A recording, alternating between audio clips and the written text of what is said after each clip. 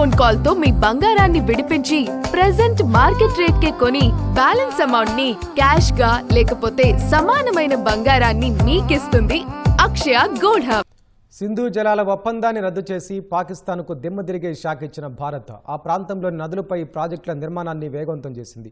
జమ్మూ కాశ్మీర్లోని చేనాబ్ నదిపై 5,129 కోట్ల రూపాయలతో చేపట్టిన సావల్కోట్ జల విద్యుత్ మెగా ప్రాజెక్టు పనులను తాజాగా ప్రారంభించింది. సింధు జలాల ఒప్పందం రద్దయిన తర్వాత పనులు ప్రారంభించిన తొలి ప్రాజెక్టు ఇది. ఉధంపూర్, రాంబన్ జిల్లాల్లో బిడ్లు దాఖలు చేయాలని కంపెనీలను జాతీయ జల విద్యుత్ కార్పొరేషన్ NHPC ఆహ్వానించింది. ఈ మెగా ప్రాజెక్టులో తొలి విడతలో 1406, రెండో దశలో 450 మెగావాట్ల విద్యుత్ ఉత్పత్తి జరగనుంది. చేనాబ్ నదిపై ఎగున బగ్లిహార్, దిగున సలాల్ ప్రాజెక్టుల మధ్యలో నదీ ప్రవాహ ఆధారిత ప్రాజెక్టుగా సావల్కోట్ సిద్ధమవనుంది.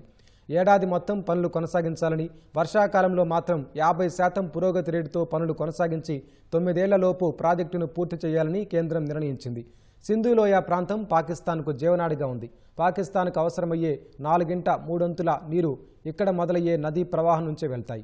90% పాకిస్తాన్ వ్యవసాయం ఈ బేసిన్పై ఆధారపడింది. పహల్గాం ఉగ్రదాడి తర్వాత నీరు, రక్తం కలిసి ప్రవహించలేవంటూ సింధు జలాల ఒప్పందాన్ని భారత్ రద్దు చేసింది.